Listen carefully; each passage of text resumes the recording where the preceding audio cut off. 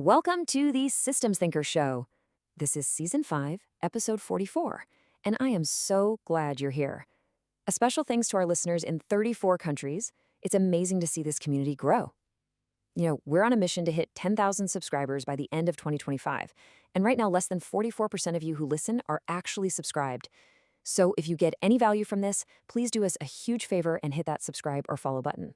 It really helps us with the algorithm so we can keep bringing you these best-in-class business cultural insights. All right, today we are diving into a really fascinating and, honestly, a pretty counterintuitive strategy for building a stronger team culture. This idea comes straight from Robert Greene's 48 Laws of Power, and while it might feel a little uncomfortable at first, it holds a powerful key to unlocking some serious focus and resilience. So let's start with a question, one that gets right to the heart of a really common and really toxic business problem. Is your team, maybe even your whole company, fixated on what it can't have? That big competitors win, the client you just can't seem to land, the resources you don't have. This obsession with the unattainable, it's more than just a distraction. It's like a cultural poison. And this obsession, it creates this vicious downward spiral. It all starts with demoralized employees who just feel like they're always losing. That feeling then leads to managers wasting precious time and energy doing endless postmortems on deals they never really had a shot at winning in the first place. And the end result?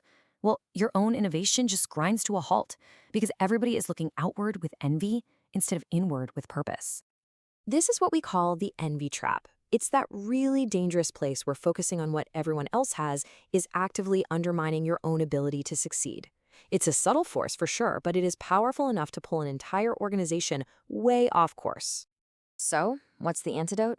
Well, it comes from Robert Greene, and it requires a pretty big shift in mindset. Disdain things you cannot have, ignoring them is the best revenge. Now, I know what you're thinking, that sounds almost arrogant, doesn't it?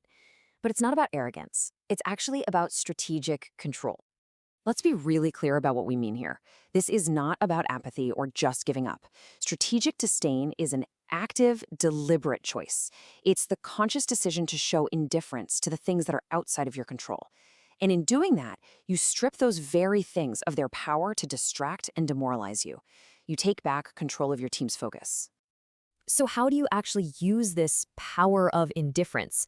I mean, it's one thing to talk about a concept, but it's a whole different ballgame to see it in action. Let's take a look at a real-world example. Let's talk about a company called Orion Automotive Components. They were a Tier 2 supplier for EV battery systems. And man, they were stuck deep in that envy trap we just talked about. Their story is a perfect illustration of how this principle can be a catalyst for some really incredible transformation. Okay, let's really dive into this case study and see how Orion went from a culture of constant envy to what they eventually started calling a culture of calm. And this wasn't some overnight change. It was a very deliberate, very strategic shift. They didn't just tell people to think differently. No, they implemented this simple 4-step protocol to make this new mindset operational. So first, you log the loss. You acknowledge it, get it down on paper. Second, you discuss it, but briefly. No more long, soul-crushing meetings. Third, and this is the absolute key, you deliberately ignore it from that point on. And fourth, you immediately redirect all of that saved energy toward wins that are actually within your control. And the results? They were immediate. Managers instantly reclaimed 30% of their time. That's time that was previously just wasted on these painful postmortems for deals they were never going to win. That is a huge injection of productivity right back into the company. And the impact on morale was just as significant. As you can see here, employee frustration that was tied to all those competitor comparisons, it dropped by a third.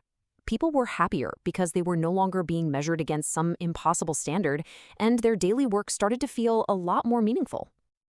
This new focus had a massive financial impact too. By completely ignoring an unrealistic mega contract they never could have landed, the new Orion focused on its existing partners, and they successfully renewed agreements worth $180 million. They chose a sure thing over a fantasy. And the positive effects just kept compounding. Employee pride in their work shot up by 25%. And with everyone focused on what they could actually control, operational performance improved, leading to a 15% jump in on-time delivery. They successfully shifted their entire culture from one of toxic envy to one of focused, confident discipline. But look, this isn't just a story about one automotive company. This principle of strategic discipline, it applies everywhere. Let's see how this plays out across completely different sectors. The data really backs this up. In manufacturing, companies that stop chasing impossible contracts see a 22% improvement in their operational focus. In finance, firms that concentrate on accessible markets see a 17% higher ROI.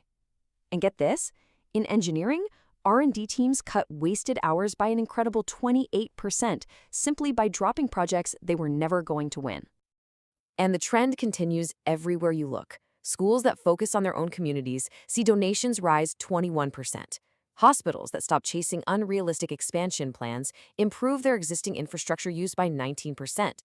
This principle is so universal because it all comes down to protecting your most fundamental resource: focus.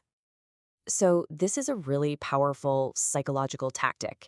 But how does it compare to the more traditional process-driven management theories? Are these ideas even compatible? This table breaks it down pretty nicely. Green's method is psychological. It's about using indifference to strip power away from external distractions. Traditional management theory, on the other hand, is all about building internal infrastructure, things like processes and KPIs, to achieve your goals.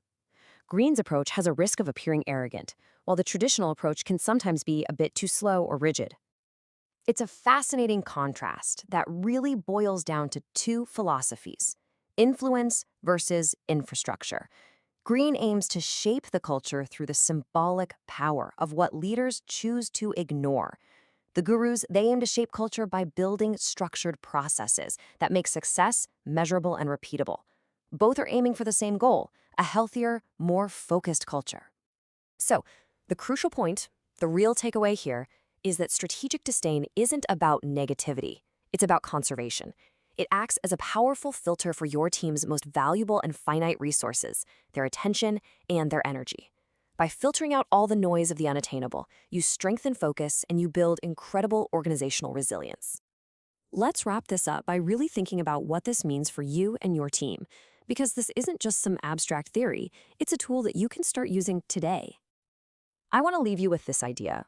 We spend so much time crafting these elaborate strategies around what we should pursue, but real power, real strategic clarity, comes just as much from what you consciously and deliberately choose to ignore. Your ignore list is every bit as important as your to-do list. And that leaves us with a final question for you to take back to your organization. What becomes possible when you and your team finally stop chasing the impossible? For additional information on this, please reach out via our website at www.karaswisher.com. And while you're at it, check out our other podcast, The Continuous Improvement Lab. A huge thank you to our executive producer and founder, Lennier Johnson. Thanks for listening, and we'll see you next time.